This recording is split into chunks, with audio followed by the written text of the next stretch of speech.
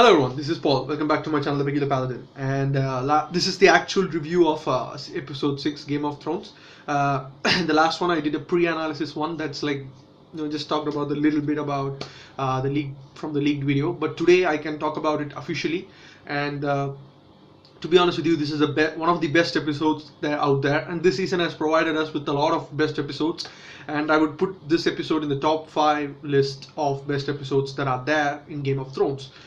So, what is so special about it? This episode is like 1 hour long, more than 1 hour, and it's a condensed episode. They didn't go to different places, they didn't visit different places, and they didn't show like different storyline, different plot lines. They didn't waste their time on that. So they like only 3 locations that would be there in this episode: Beyond the Wall, Dragonstone, and Winterfell. That's it. That's the 3 locations they will mainly concentrate on, and the story would be revolving around the characters that are there in those specific locations. And as you might see, I've changed the review format a little bit. I'm not going to show the layout but the photos and videos will be there. They will just randomly come up over my face, and my voice will be still there, but over my face the photos, the videos will come up. And I'm going to change the view, like I'll talk about the specific location, what happened in that location entirely, and then I'll talk about another location and another location, and finally I'll talk about my predictions, and I'll give the review, and I'll finish it off like that. So let's try this kind of review style, and then if this is not working out, I'll maybe change it again. So the Defenders review is also coming out, guys. Look out for that this week. It's absolutely amazing. I binge watched the entire thing like in 10 hours, like 8 episodes long, and I watched it like in 10 hours. So I'll come up with the review for that as well. So let's just get into it, guys, without much further ado. Episode 6, here we go. So the first location that I wanted to talk about is Beyond the Wall. So entirely the episode concentrates on Beyond the Wall. What happens beyond the wall? The expedition that Jon Snow will lead, and the Magnificent Seven. Actually, it's 10. The 3, random people, let's just say, for carrying the supplies and everything. Because come on, the 7 are heroes. They are cool. So the guys who will be carrying the supplies will be there as well. So 10 people overall, and these 10 people will go on a hunt for the dead. Just one.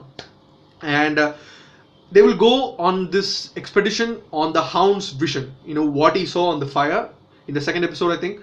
So they will walk to that specific location that Hound saw. So when they go, it's not just like, as I said in the last episode, like every one of them will hate each other, or every one of them will have a ideology, like they wanted to talk about, they want to understand a little bit more about the other person, which in the last episode was like the last 10 minutes, so they kind of like constricted it. But in this episode they kind of like expanded it a lot, and I really liked that. There was a lot of good dialogues between them. They had a good rapport, good fun things, like Gendry would be pissed at the Brotherhood, and then he will be talking like, you sold me off to a woman, and Hound will be like, so what's the problem? This guy died 6 times around, so we don't hear him bitching about it, so shut the fuck up and come follow us, this is an important mission.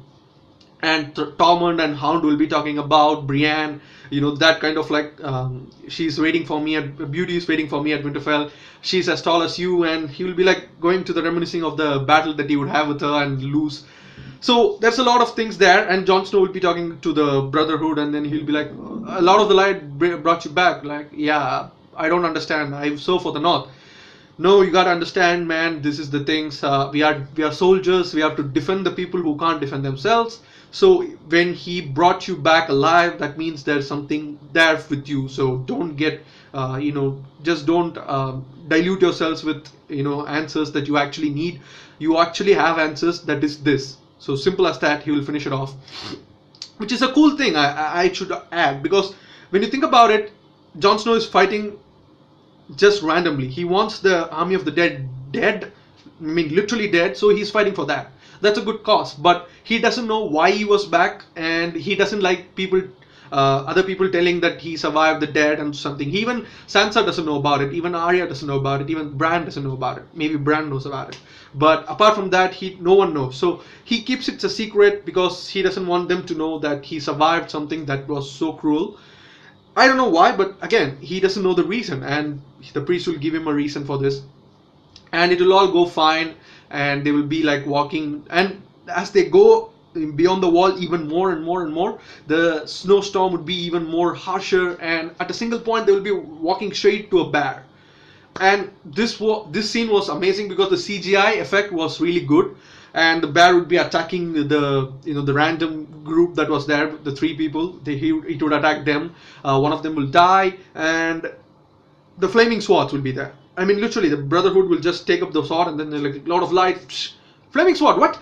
I mean, we are so surprised. They should have built up it a little bit more. Obviously, they kind of showcased it in the photo screenshots, preview of the episode and everything. That was cool and all. But if they had like not shown it in terms of the reviews or previews, we would have been a little bit more surprised. We know that like a flaming sword is held by the people of the Brotherhood and the believers of Lord of Light, but it's just like in theory, like it was like in a book, but not in the actual sequences. We have not seen it, and it was a little bit more surprising. But when they would attack the bear would get on fire, and this bear is controlled by the army of the dead. So it will be having blue eyes. It's important. You should have noticed this because the animals will have blue eyes as well. If you noticed it, cool. Random people in fandom have been asking like, what is the bear has been doing separately, from all of these locations. They would find the army of the dead a little bit further than this. So why was that?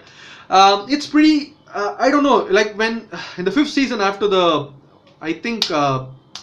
Beyond the Wall, Jon Snow would have a fight with the White Walkers. When he would have that, after the thing, like the army of the Night King would walk up, and then he will show like this.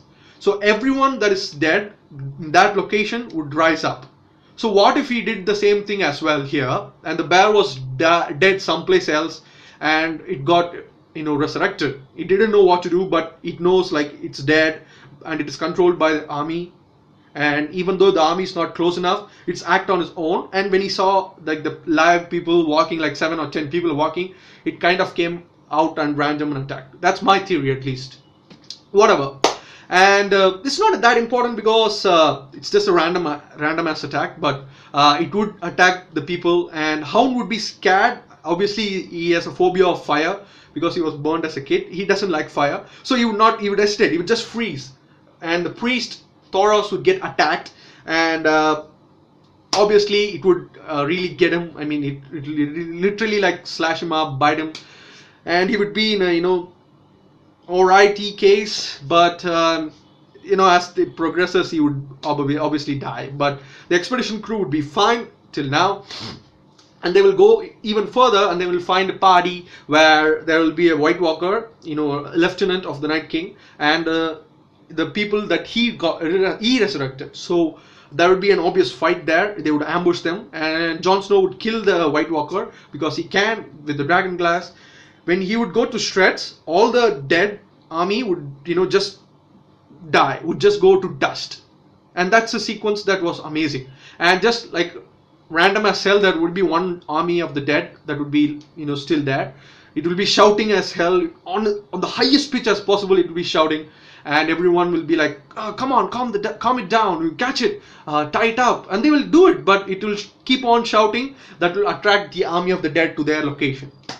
So that would be a false pretense. And before this sequence, Jon Snow and Jorah would have a moment. He would give the sword back to him. That was his Jorah's sword. But Jorah would be like, you know what? I don't want it. It's yours. My dad gave it to you, fair and square.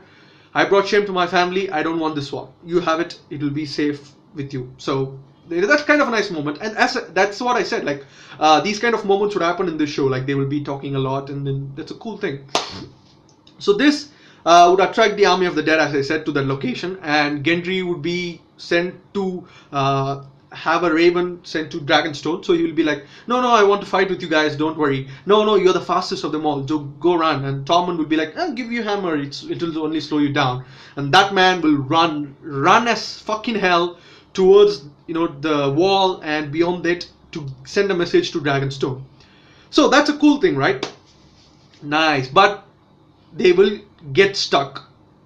I mean, like literally stuck. They will fall in, like they will run into a icy lake, and it will be holding off. But the random ass guy that I told you about, the 10, one of them will die to a bear, one of them will die, I think, yeah, to this fight, and the next will be like ambushed by, yeah, one of them will be ambushed when they would run in the icy lake, and then he will drown. So it will kind of form a circle around the lake. So everyone, the army of the dead who's walking there, will fall down. So like after a while, certain waves of soldiers will fall down, and then they will get, entrenched in the water. But some of them will be stopping there, and these guys, these 7 people, will be staying on a ridge kind of thing, and they will be like stuck. So they will be surrounded by a circle of army of the dead, and it will be like going on and on and on, and then there will be the Night King who will be watching at them. So they are trapped, they can't go anywhere, and they are on timer. It's not like the icy thing are gonna be staying there open, because the winter storm will be going on, and like given 2 or 3 days it will again be frozen and the army of the dead can walk on it. So they were on a timer, like 10 days done, 5 days done. So before that someone should help them. This would be the location, but then the help will come in terms of Daenerys and the 3 dragons. So it was a brilliant CGI effect once again, and a great strategic move. Like Drogon would be in the center, it would be attacking the center location, and Viserion would attack this, and the other dragon would attack that way. So like every dragon would be attacking everywhere, everyone will be burning, everyone will be falling into the ice. Spectacular sequences, but it would be ruined. These nice moments are always ruined by some asshole in the Game of Thrones. I mean, I get pissed off at these sequences, but the Night King should show his power, and he will show this power. And this is what I told you about in the previous pre-analysis. But now I can show the photos, the videos, and everything. He will be just walking with a spear. He will get easily, and I actually like that sequence where it's like one guy is taking it from the spear and is like handing it slowly. They're like moving like a robot, like easily, and then he will be like walking towards the open ridge there, and the fires will be there, and then the fire will pave a path for him, and then he'll be standing there. He'll just take a look at the dragons firing. Cute. Boom. I've never seen so much blood. Oh, some people are happy. My friend is happy that the dragon died. I told him, asshole. No, I mean, when an animal dies, you pay your respects. Rip Viserion. I'm sorry, buddy. You're not as cool as Drogon, but your death will be remembered by everyone. Moving on. He will die. So as I said, so much blood. He will be getting attacked right in the place where he will be breathing fire from a belly. So he will get attacked there. So fire will be upon him himself, and he will like just crash. He just crash with so much blood. And not just that, he will just stay there, but then he'll get drenched go inside the water. Jon Snow will be like fighting there. It was all because of Jon Snow. If he had gotten upon the Drogon dragon, and he would have gone far away from that moment, but he would not do that. He would be thinking about the ideology that the Brotherhood gave him, like, you are the shield, like you can die on and on and on, because you can't die, but other people can die, so you have to save them from themselves. So you'll be like, no, it's all right for me, you go. And he will say that, but Daenerys would be waiting for him, and then in the meantime, he would lose a dragon.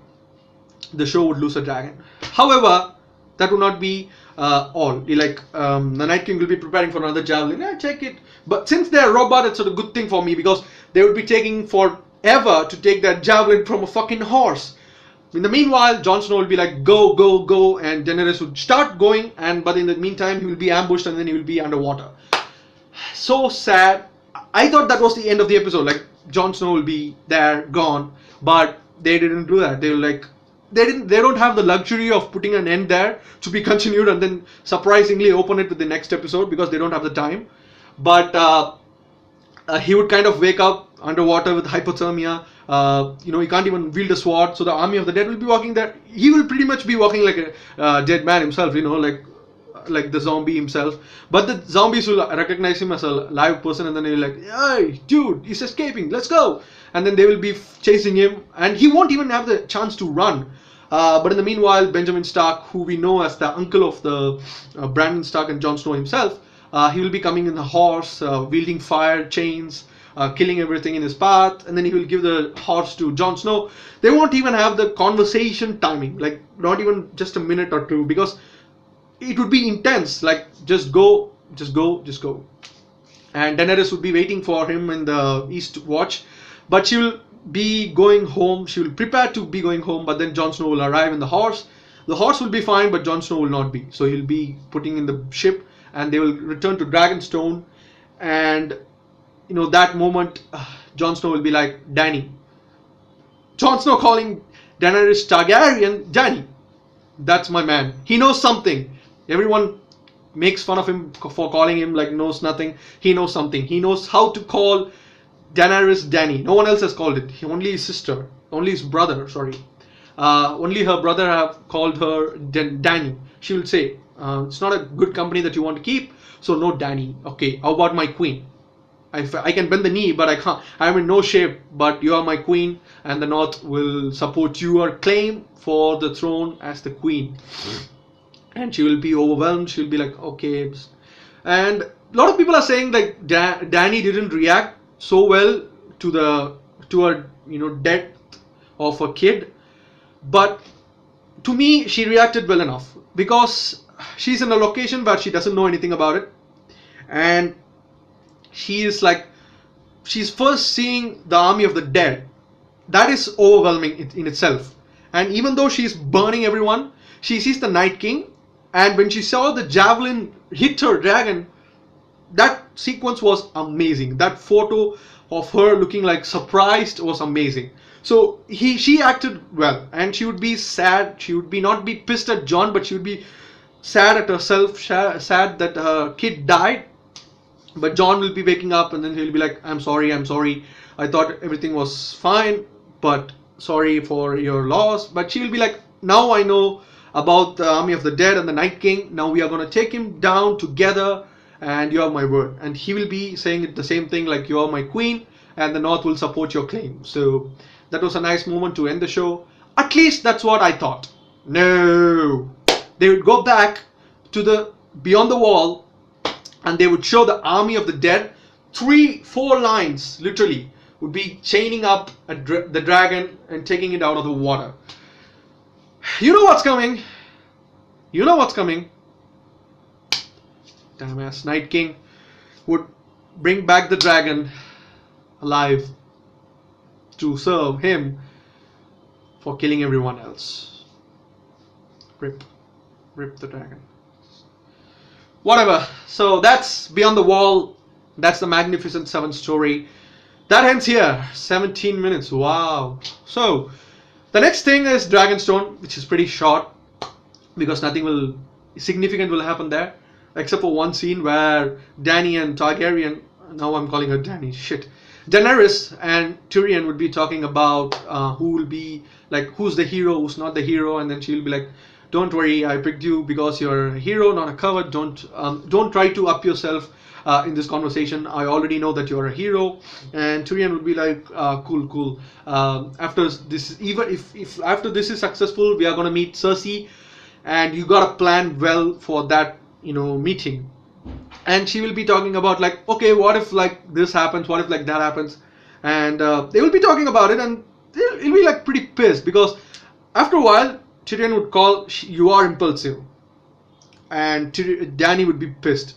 Daenerys would be pissed. Damn it, I'm calling her Dany all the time. Daenerys would be pissed, and she'll be like, no, I did those things to prove that I'm a queen. I would stand on my word, and I told them I'll burn them. They didn't listen, I burned them. But Tyrion would make a point where, alright, whatever it is, okay, cool. But what if you're gone? What next? And then she'll be like, no, that conversation would be idiotic because she doesn't have another throne. Tyrion knows it, but Tyrion is scared because she will go anywhere with the dragons. And what if one arrow hit her in the Blackwater Rush? His point is good, her point is good, but the entire of the conversation, the result was nothing. Like, simply, we'll get the throne first, we'll get the crown first, and then we'll talk about my succession. Done. So it's just they're putting in plots where, like, Daenerys can have a baby. So what's next? She's gonna get the throne. What's next? So stuff like that, mini things. And Tyrion would be like, Jon Snow was looking at you because he's in love with you. And Dany would be like, no, he's too little for me. And Tyrion would be like, no, I don't mean in that way. So that was a nice kind of like saying there's a possibility of Jon and Daenerys getting together. Well, there's obviously that's going to happen. And the second incident will be after they get the Raven, the message. Daenerys would just like, let's go, let's do it, and she will have an outfit ready. I don't know how that happened. She's the queen and all, but that would be like, queen, you're going beyond the wall. Yeah, here he is, full white, can survive the snow. It's pretty easy. Let's just she will be looking awesome though, and she'll be like walking on to the place where dragons will be, the 3 dragons. Tyrion will be like, don't you do it, don't go there, we will be lost, the entire planning will be gone, and we can't do anything if you're dead. And she'll be like, no, I'll be fine, I'll listen to you, I've been staying here for doing nothing, staying on the sidelines, no more. And then she'll be like going on Drogon. I thought only 1 dragon will be going, but the shot will be like 3 dragons starting to go along with Drogon, and then all the 3 dragons will fly. And then I was like, something bad is going to happen in this sequence. And boy, I was right, so right. She just not only lost a kid, but gave the enemy an important asset. Now she can't say, I have 3 dragons. No. Now the Night King said, I have 1 dragon. Boy, oh boy. And that dragon is going to breathe ice or blue flames, whatever it is. It's going to be a fucking nightmare for Dany to take on, the 7 kingdoms to take on. Whatever. Next plot is Winterfell. I mean, the entire episode, if you see as a whole, will be fucking nice. You will give a standing ovation. You will give a 10 out of 10. But this sequence really turned me off to the episode where Arya and Sansa will be talking. From the first sequence, like Arya will be like talking normally about her father, obviously Ned Stark. She loves her dad, so she'll be talking about him. And suddenly, all of a sudden, the sequence will turn dark, and then she'll turn to Sansa with the scroll, and then she'll be like, you are the one that wrote this. I know you kind of betrayed our father, our brother. You kind of betrayed our house. And Sansa will be like, no, I didn't do. Okay, there's 2 sides to this. Everyone in the fandom is starting to hate Arya. Fuck you guys, I'm telling you. And everyone is like praising Sansa for all her might. No, Sansa is still annoying. Sansa is still idiotic. Sansa is still stupid. And the only one good thing she did would be the sequence in the first episode or second episode in season 7, where she'll be taking charge, and then she'll be like, we need food, we need perfect armor. So she will take upon the mantle to lead the people. Fine. Alright, fine. But her mistake, her stupidity lies within the fact that she still believes in Littlefinger. Now everyone is shouting at Arya, everyone is getting pissed at Arya because she's not seeing the bigger picture. She's not seeing that Littlefinger is setting them up. She's not seeing how she is supposed to know Littlefinger. She's a little kid, even though she's an assassin, even though she's everything. She's little when you compare it with Sansa. Sansa is, if you say like Sansa has been through a lot, don't you know like she should know like Littlefinger is a fucking bastard? Don't you realize it? She has been with Joffrey, she's been with Ramsay Bolton. Both of them are fucking assholes. And Littlefinger is one as well. So she should know all of Littlefinger motives, right? She would say so herself in the first episode. I know all of his motives, I'm cool. Why are you having him in your party? How are you having him as an advisor? Tell me. He wants nothing but the Stark kids dead. Jon Snow dead, Arya Stark dead, Brandon Stark dead. That's what he wants. Only Sansa and the throne, right? And Sansa knows this. And why is she acting normal? Can you please tell me? Don't go bad on my girl Arya. She's doing the right thing. She's pissed. Sansa will be like, don't take anger over anything. And she'll be like, I'm fine with anger. I'm fine with anger. Don't you fucking talk to me about things. I know a lot. If Sansa has gone through a lot, Arya has gone through a lot as well. And worse than Sansa. And Sansa got into all those things because of Littlefinger, and she knows it. And till this day, I don't understand why Sansa should support Littlefinger. She will even talk to him about the scroll that Arya would steal. Like, oh, where did she get it? Oh, I don't know. Littlefinger will be like, I don't know. She's resourceful. She's a killer. She's this. She's not that. Why would you have these kind of sequences? First of all, in Brandon Stark, where is Brandon Stark? He would not even be in this episode. Just get into the sequence, Brandon Stark, and say, I know everything, Littlefinger. Stop it or I'm gonna fuck you up. Say it simply like that. It'll all be fine. No. The plot, I mean, everything else will be perfect. The writing will be perfect. But in this sequence, Sansa will act out of character. Arya will act out of character, and I don't like it. I don't like when both of them play out of characters. They are good. Everyone thought like Jon Snow and Sansa will have a civil war, but it seems like Sansa and Arya is having a civil war. And don't hate on my girl Arya, man. She is cool. She is doing the right thing. She is pissed. But instead of scaring Sansa, she will scare Sansa in the end. She just have to take that dagger, go into Littlefinger's room, kill him, get out. Until they do that, it's gonna be hard for us, you know. These sequences are not in terms of like random, just Winterfell, concentrate on Winterfell. It's not like that. It's like one sequence here, one sequence there, one sequence there. So when the episode is going fine, these sequences will come in the between and you will get pissed. Everyone will get pissed. I don't know, man. Please, writers, stop messing with Arya. Stop messing with Sansa. Clear out that sequence. Littlefinger is cool and all, but enough is enough already. Simple. He was the main reason, sole reason why Ned Stark died. And if Sansa doesn't realize that, Arya doesn't realize that, he's gonna make a mess in Stark's family. And we don't want that. We already seen so much destruction in Stark family that we don't want to see another. Please don't do that. Thank you guys for watching this video. Hit that like button if you like this. Share the video with your friends and family. Subscribe to the channel for everything that is movies, TV shows, reviews, reactions and everything. My review for this one, my score for this episode is 9 out of 10. That 1 mark goes because of these sequences in Winterfell that really pissed me off. Just like when Arya plays out of character, I don't really like the writing. Just don't do that. Don't ever do that. So thank you guys. Let me know in the comments down below on what your thoughts are.